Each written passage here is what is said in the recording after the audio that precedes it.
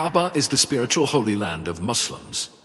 Lately, we've been talking a lot about this place and the signs happening around it. But do you know, if we really understand, then we will know. What is said about the Kaaba is not necessarily true. So what's really the truth? Before discovering what is happening, like every previous video, we will warm up with an extremely simple question. In the Bible, who is traditionally linked to the construction of the Kaaba in Mecca? A. Isaac. B. Ishmael. C. Jacob. D. Esau. Time to think, and please give your answer in the comment section below.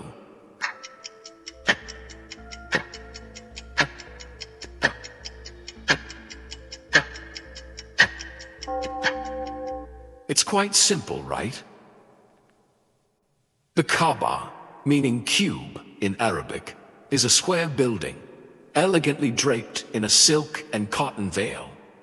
It is located in Mecca, Saudi Arabia, Islam's holiest shrine. The Kaaba is the epicenter of Mecca. Upon arriving in Mecca, pilgrims gather in the courtyard of the Masjid al-Haram around the Kaaba. They then circumambulate, tawaf in Arabic, or walk around the Kaaba, during which they hope to kiss and touch the black stone embedded in the eastern corner of the Kaaba. The formation of the Kaaba is associated with many theories and stories. But what is the truth? The truth, number one, the person chosen by God. Muslims believe that Abraham, known as Ibrahim in the Islamic tradition, and his son Ishmael constructed the Kaaba. Tradition holds that it was originally a simple, unroofed, rectangular structure. The Quraysh tribe, who ruled Mecca, rebuilt the pre-Islamic Kaaba with alternating courses of masonry and wood. A door was raised above ground level to protect the shrine from intruders and floodwaters. Muhammad was driven out of Mecca to Yathrib, Medina. When he returned, the shrine became the focal point for Muslim worship and pilgrimage. The pre-Islamic Kaaba housed the black stone and statues of pagan gods. Muhammad reportedly cleansed the Kaaba of idols upon his victorious return to Mecca, returning the shrine to the monotheism of Ibrahim. The black stone is believed to have been given to Ibrahim by the angel Gabriel and is revered by Muslims. Muslims believe that Ishmael, Abraham's first son, was given the blessing of the Kaaba, so that his descendants would make an annual pilgrimage and a sacrifice feast out of the Kaaba. In the New Testament, Abraham is mentioned prominently as a man of faith and an obedient man of God.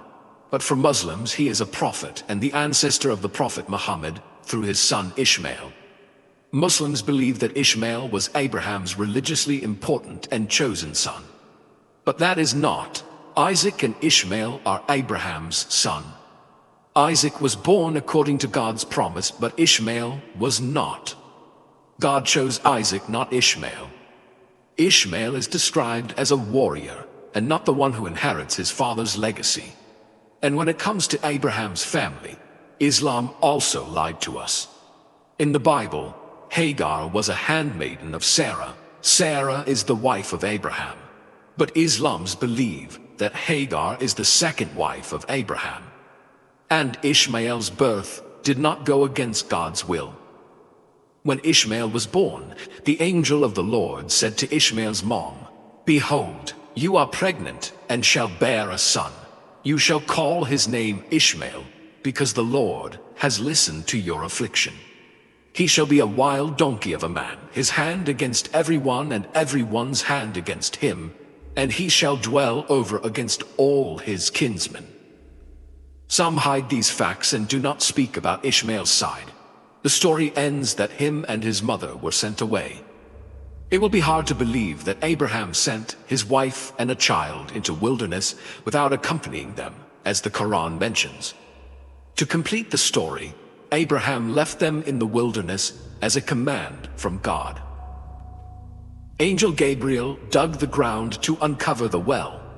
An Arabian tribe came and settled with them due to the presence of water. Abraham returned to the valley when Ishmael was a married man. They completed the building of the Kaaba structure together. In Islam, hiding the truth is as bad as a lie. Therefore, you need to be careful when listening to the comments of Muslims. The truth number 2. Abraham never went to Mecca. There is no mention of the Kaaba in Mecca, and no mention of Mecca until at least the end of the 7th century CE. The Islamic narrative about Mecca and the Kaaba was only written in the 9th century, and is not true because it describes an important city called Mecca in the early 7th century, when there is no evidence of it existing. There were accounts of other towns in the area, so if it had existed at the time, it would have been mentioned in contemporary documents like on maps. There is no mention in the Bible of Abraham going down to a Kaaba in now Saudi Arabia. There are 2 positions on this statement. Scholars are largely, though not universally so, agreed that the Exodus occurred about 1446 BC. The Israelites had been in Egypt for 400 years, so we are now at 1846 BC or thereabout. Adding to the few generations before Joseph brought his father, Abraham's grandson, brothers and their families to Egypt when he was vizier, we are somewhere around the year 2000 BC. The first position, that of Judaism and Christianity, is that he never ventured that far off a route from Ur in Mesopotamia to Canaan, and then to Egypt. So, his ever going to Mecca is out of the question. Besides, there is no extra biblical or other source evidence of his ever making such a journey. The second position is that of Islam, that Abraham and Ishmael built the first Kaaba there and converted the inhabitants to monotheism. The problem with this position is that there is no independent verifiable evidence that such a supposed center of trade, as is claimed of Mecca by Muslims, existing at the time.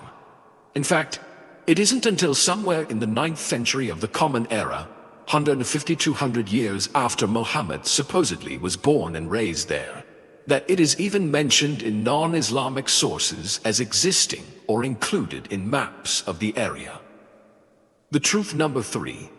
Kaaba never mentioned in the Bible. The reason the Kaaba is not mentioned in biblical scriptures could be attributed to several factors. First, the different religious traditions. The Bible and the Quran are scriptures of different religious traditions, Christianity, Judaism, and Islam, and they focus on different aspects of religious history and teachings. While there are some common figures and events in these scriptures, there are also significant differences in their narratives and emphasis. Then, the variations in religious stories. The story of Ibrahim is shared between the Bible and the Quran, but the details and emphasis can vary. The Quran provides additional details about Abraham's construction of the Kaaba, which are not present in the Bible. Finally, the regional and cultural differences. The Bible primarily focuses on the history and religious traditions of the Israelites and their ancestors, while the Kaaba is associated with the Arabian Peninsula. The Bible may not mention the Kaaba simply because it was not directly relevant to the narrative and audience of the biblical texts. It's important to note that the absence of mention in one religious text does not invalidate the significance of a religious site in another tradition. The Kaaba holds immense importance in Islamic tradition and pilgrimage, and its historical connection to Ibrahim is a central belief in Islam. The Kaaba isn't a feature of the Christian religion. It holds no significance for us, and therefore it is not mentioned. The Christian religion is formed around the person of Jesus, born several hundred years later, and not Abraham, or either of his sons or any other human. So the things Abraham did or said that were not related to his relationship and covenant agreement with God directly would have been irrelevant for scriptural purposes of the Bible. Abraham and his family appear in the way they do in the scripture to create context and framework for the bigger picture of redemption. The truth number 4. The Kaaba black stone is a holy stone from outer space. The Kaaba is a mosque, and on one corner of the sacred building is a cornerstone known as the Black Stone. Its history is shrouded in mystery, and there is much speculation over what the stone might be. Many Muslims believe the stone is in fact a meteorite, possessing supernatural powers. The Kaaba is built around a sacred black stone, which is tucked away in the eastern corner about 5 feet off the ground. Muslims believe the Prophet Muhammad once kissed the stone, and during their mandatory, once in a lifetime, at least, trip to Kaaba, they try to kiss the black stone if possible. If they are unable to, they simply point to it every time they pass on their 7-circle journey around the Kaaba. Each time pilgrims pass the black stone, they recite a prayer from the Quran. In the name of God, and God is supreme.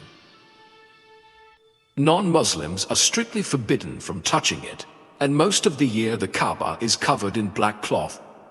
The stone is often described as a fragmented dark rock, somewhere around 2 feet in length. Its surface is blackish in color, but there is speculation that this is due to how much it has been touched, along with the oils with which it is anointed. According to Muslim tradition, the stone was originally white, but turned black, from being in a world where it absorbed humanity's sins. Purportedly the oldest mosque on earth, it is believed to have been originally used by pagans before Islam came into existence. According to Islamic tradition, the stone was set intact into the Kaaba's wall by the Islamic prophet Muhammad in the year 605 AD. Muslims also believe that the Kaaba stone was once part of the stones of heaven. There are various versions of its story of origin, all similar to one another. When Adam was banished from the Garden of Eden, he was filled with sin. The black stone was given to him to erase this sin and allow him entrance back into heaven. Some instead believe the ancient stone was brought from a nearby mountain by the Archangel Gabriel.